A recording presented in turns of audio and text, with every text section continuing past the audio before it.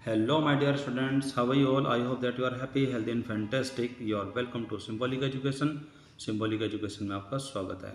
Dear student, जैसा कि आप जानते हैं कि इस जो चैप्टर नंबर 3 है इसके अंदर आपके दो पार्ट हैं. एक पार्ट है हिज फर्स्ट फ्लाइट यानी कि उसकी पहली उड़ान, और जो दूसरा पार्ट है वो है ब्लैक एरोप्लेन यानी कि एक काला हवाई जहाज, जो कि फ्रेडरिक फॉर्सिथ के द्वारा लिखा गया है. तो हमने पिछली क्लास के अंदर आपके जो इसका फर्स्ट पार्ट है हिज फर्स्ट फ्लाइट यानी कि उसको स्टडी किया, और साथ साथ उसके क्वेश्चन आंसर्स को भी हमने स्टडी किया. और आज की क्लास के अंदर हम इसमें स्टडी करने जा रहे हैं द ब्लैक एरोप्लेन यानी कि काला एरोप्लेन. तो बिफोर यू रीड के अंदर हमने इसके जो सेकंड पॉइंट है इसको हमने ऑलरेडी स्टडी कर लिया है. तो आइए एक बार इसको फिर से देख लेते हैं. तो इसमें लिखा है कि a pilot is lost in strong cloud यानी कि बादलों के तूफान में एक पायलट खो जाता है. डज ही अराइव सेफ, क्या वह सुरक्षित वापस आ जाता है. हु हेल्प्स हिम यानी कि कौन उसकी सहायता करता है. तो आइए आज के चैप्टर के अंदर हम देखते हैं कि जो पायलट है वो बादलों में जब खो जाता है तब कौन उसकी सहायता करता है, और साथ साथ हम ये भी जानेंगे कि क्या वो सुरक्षित वापस आ जाता है. तो आइए शुरू करते हैं. So this is the second part of this chapter, यानी कि ये आपके इस चैप्टर का सेकंड पार्ट है जिसका नाम है द ब्लैक एरोप्लेन यानी कि एक काला हवाई जहाज. तो इसके अंदर जो एक पायलट होता है वह अपने साथ जो अनुभव उसका हुआ है, जो उसके साथ बात बीती हुई है, उसके बारे में वो हमें इस चैप्टर के अंदर बताता है. तो शुरू में वो बोलता है कि the moon was coming up in the east यानी कि पूर्व में जो चंद्रमा है वो ऊपर आ रहा था. बिहाइंड मी, मेरे पीछे, यानी कि इस समय वो कह रहा है कि मैं हवाई जहाज उड़ा रहा था और जो चंद्रमा है वो मेरे पीछे पीछे ऊपर आ रहा था. And stars were shining in the clear sky above मी, और मेरे ऊपर स्पष्ट आसमान में यानी कि साफ आसमान में तारे चमक रहे थे. आगे इसमें लिखा है कि there was not cloud in the sky, और आसमान में बिल्कुल भी बादल नहीं थे यानी कि आसमान पूरी तरीके से साफ था. I was happy to be alone, यानी कि मैं खुश था अकेले होने में. अकेले होने में मैं खुश था. हाई अप, यानी कि उस ऊंचाई पर, यानी कि जिस ऊंचाई पर मैं अपने एरोप्लेन को उड़ा रहा था उस ऊंचाई पर मैं अकेले होने में बहुत खुश था. About the sleeping country side, और नीचे जो ग्रामीण क्षेत्र था वो जो सोया हुआ था उस रात के समय में, तो उनके ऊपर जो मैं एरोप्लेन उड़ा रहा था और वहाँ पर अकेले होने में मैं बहुत खुश था. I was flying my old Dakota aeroplane, यानी कि वह बताना चाहता है कि मैं अपना पुराना जो हवाई जहाज है डेकोटा, मैं उसको उड़ा रहा था. Over France back to England, जिसको मैं फ्रांस से इंग्लैंड की तरफ वापस लेकर के जा रहा था. I was dreaming of my holiday, और उस समय मैं साथ साथ अपनी छुट्टियों के ख्वाब में खोया हुआ था. And looking forward to being with my family, और आगे मैं उन छुट्टियों में ये सोच रहा था कि मैं अब आगे जाकर के अपनी फैमिली के साथ रहूँगा. I looked at my watch, फिर मैंने अपनी घड़ी को देखा. 1:30 इन द मॉर्निंग, सुबह के 1:30 का समय था, यानी कि लगभग आधी रात का समय था. आगे वो कहता है कि I should call Paris control room soon, वो कहता है कि मुझे जल्द ही पेरिस कंट्रोल रूम में जल्दी से जल्दी कॉल कर लेना चाहिए. आई थॉट, मैंने सोचा. एज आई लुक डाउन, और जब मैंने नीचे देखा. Pass the nose of the aeroplane, aeroplane की जो नोक होती है उसके समीप से मैंने नीचे की तरफ देखा. आई सो, मैंने देखा. The light of a big city, एक बहुत बड़े शहर की लाइट को मैंने देखा. इन फ्रंट ऑफ मी, जो कि मेरे सामने थी. I switched on the radio and said, फिर मैंने रेडियो को ऑन किया और मैंने कहा, यानी कि जो ये रेडियो है यानी कि जिससे ये कंट्रोल रूम को अपना संदेश पहुंचाते हैं, उसने वो रेडियो को शुरू किया.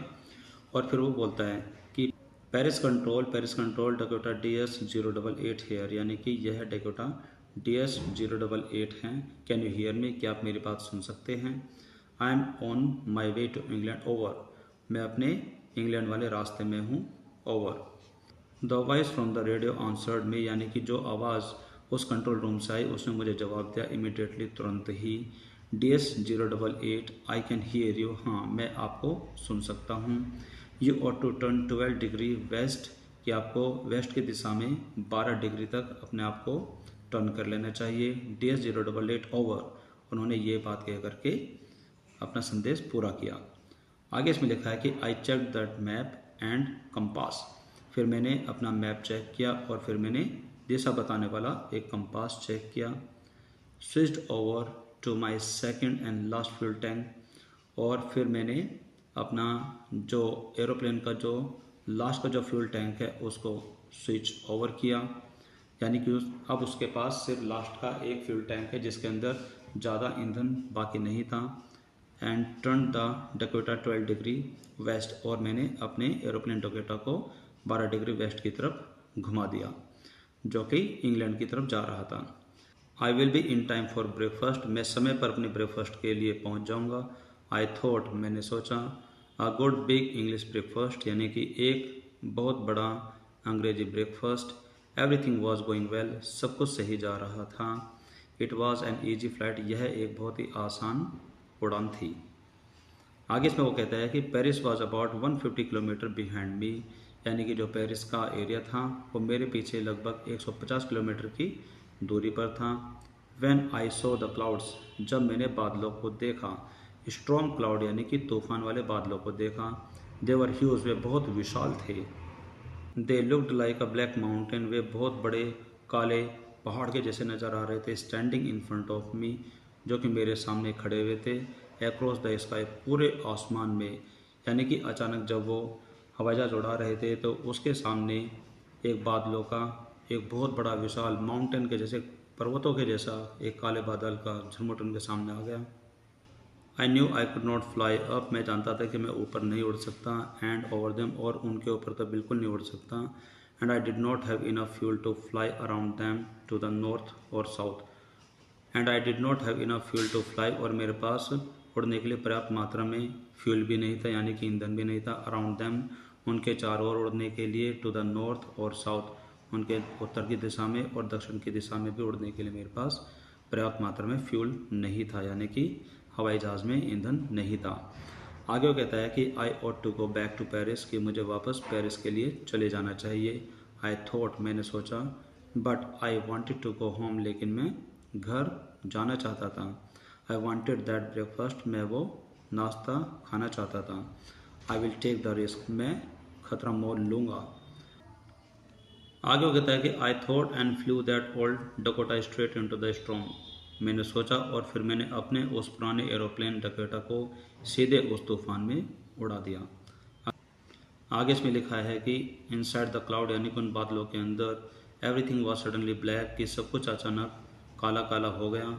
It was impossible to see anything outside, और बाहर कुछ भी देखना लगभग असंभव था, यानी कि उसको बाहर कुछ भी नज़र नहीं आ रहा था। द एरोप्लेन, यानी कि एरोप्लेन के बाहर उसको कुछ भी दिखाई नहीं दे रहा था। The old aeroplane jumped and twisted in the air, जो उसका पुराना डकोटा हवाई जहाज था वो उस हवा में थोड़ा लड़खड़ा के चल रहा था और डगमगा रहा था। I looked at the compass, फिर मैंने उस कंपास को बताया, एक ऐसा यंत्र होता है जो कि दिशा में बताता है। आई कुड नॉट बिलीव, मुझे विश्वास नहीं हो रहा था। आई could not believe my eyes, मुझे अपनी आंखों पर विश्वास नहीं हो रहा था। The compass was turning round round and round, और जो दिशा बताने वाला जो कंपास था, जो यंत्र था, वो गोल गोल गोल और फिर गोल ही घूम रहा था। इट वॉज डेड, वह खराब हो गया था। इट वुड नॉट वर्क, वह काम नहीं कर रहा था। The other instruments were suddenly dead, और बाकी के जो यंत्र थे जो कि मेरी सहायता कर सकते थे वो भी खराब हो गए थे। आई ट्राइड द रेडियो, फिर मैंने रेडियो के लिए कोशिश की कि जिस रेडियो से मैंने पेरिस कंट्रोल रूम में पहले संदेश भेजा था उसकी फिर मैंने कोशिश की। मैंने कहा कि Paris control, Paris control, Paris control, can you hear me, क्या आप मेरी बात सुन सकते हैं, क्या आप मेरी आवाज़ सुन सकते हैं। देयर वॉज नो आंसर, वहाँ पर कोई जवाब नहीं आया। The radio was dead too, radio भी पूरी तरीके से ख़राब हो गई थी। I had no radio no compass, मेरे पास कोई रेडियो नहीं थी, कोई कंपास नहीं था जो कि मुझे दिशा बता सके। And I could not see where I was, और मैं ये भी नहीं देख पा रहा था कि मैं कहाँ हूँ। I was lost in the storm, मैं उस तूफान के अंदर खो गया था। देन तभी इन द ब्लैक क्लाउड, उस काले बादल में, क्वाइट नियर में, बिल्कुल मेरे पास, आई सो अनदर एयरप्लेन, मुझे वहाँ पर एक दूसरा हवाई जहाज़ दिखाई दिया। It had no lights on its wings, इसके पंखों में कोई भी लाइट नहीं थी। But I could see it flying, फिर भी मैं इसको उड़ते हुए देख सकता था। Next to me through the storm, बिल्कुल मेरे आगे उस तूफान में। I could see the pilot's face, मैं उसके पायलट का भी चेहरा देख सकता था। टर्न टूवर्ड्स मी, जो कि मेरी तरफ मुड़ा हुआ था। I was very glad to see another person, मैं उस अन्य व्यक्ति को देख करके बहुत खुश हुआ। ही lifted one hand and waived, उसने अपना एक हाथ ऊपर उठाया और मेरी तरफ हिलाया। फॉलो मी, मेरे पीछे आओ, वह कह रहा था फॉलो मी, मेरे पीछे आओ। ही नोज, वह जानता है, आई एम लॉस्ट, मैं खो चुका हूँ, यानी कि वह यह भी जानता है कि मैं खो गया हूँ। आई थॉट, मैंने सोचा, he is trying to help me, कि वो मेरी सहायता करने की कोशिश कर रहा है। He turn his aeroplane slowly to the north, कि उसने धीरे से अपना जो एरोप्लेन है वो उत्तर की दिशा में घुमा दिया। इन फ्रंट ऑफ माई डोकेटा, मेरे डोकेटा एरोप्लेन के ठीक आगे। सो दैट, ताकि it would be easier for me to follow him, जिससे कि यह उसको फॉलो करना यानी कि उसके पीछे जाना मेरे लिए आसान हो जाए। आई वॉज वेरी हैप्पी, मैं बहुत खुश था, to get behind the strange aeroplane, कि उस अजनबी एरोप्लेन के पीछे पीछे जाने के लिए मैं बहुत खुश था। लाइक एन ओबीडेंट चाइल्ड, एक आज्ञाकारी छोटे बच्चे की तरह। आइए आगे देखते हैं इसके अंदर क्या होता है। इसमें लिखा है कि आफ्टर हाफ एन आवर, आधे घंटे के बाद, द स्ट्रेंज ब्लैक एरोप्लेन, यानी कि वह अजनबी जो हवाई जहाज था, काला हवाई जहाज था, was still there in front of me in the cloud, वो तभी भी मेरी आंखों के सामने था उस बादल में। नाउ, अब, there was only enough fuel in the old Dakota last tank to fly for 5 and 10 minutes, यानी कि अब जो मेरा पुराना डकोटा एरोप्लेन था उसके अंदर लास्ट जो फ्यूल टैंक था, यानी कि जो लास्ट का टैंक था, उसके अंदर सिर्फ इतना ही ईंधन बाकी था जिससे कि मैं अगले 5 या फिर 10 मिनट के लिए उड़ सकूं।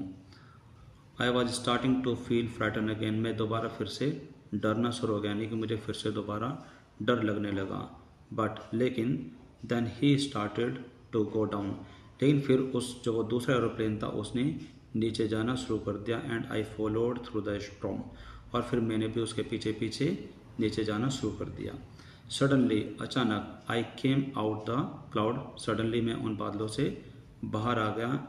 And so 2 long straight lines of light in front of me, और मैं अपने सामने 2 लंबी लाइट्स की लाइनों को देख पा रहा था जो कि ठीक मेरे सामने थी। इट वॉज रनवे, वह हवाई जहाज़ का एक रनवे था जो कि एयरपोर्ट पर होता है। एन एयरपोर्ट, वह एक एयरपोर्ट था, हवाई अड्डा था। आई वॉज सेफ, मैं सुरक्षित था।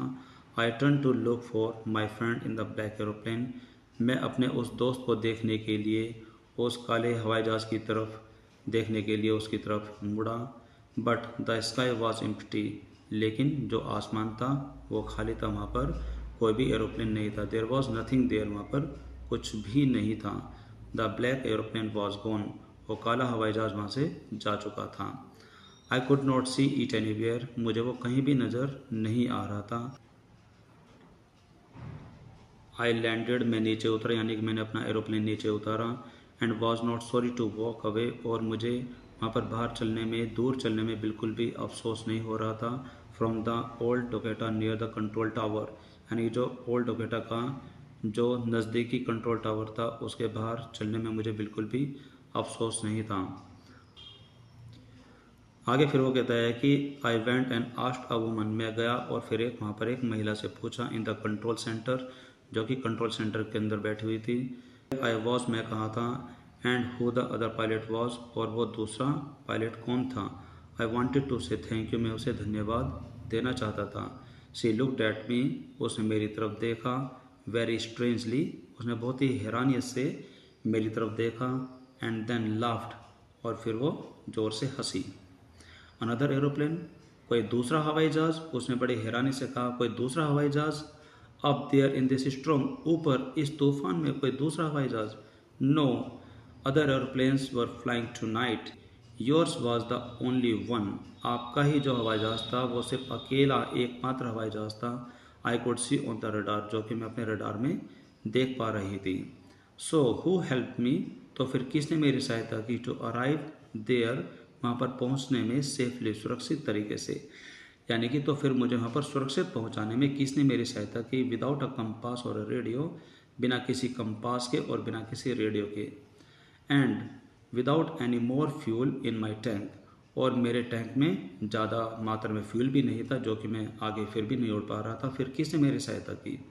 हु वॉज द पायलट, वह पायलट कौन था। On the strange black aeroplane, उस अजनबी काले हवाई जहाज में। Flying in the strong without light, जो कि बिना किसी लाइट के उस तूफान में उड़ रहा था। कौन था वो pilot? Well my dear students, यह इस चैप्टर का सेकंड पार्ट है, द ब्लैक एरोप्लेन, यानी कि एक काला हवाई जहाज।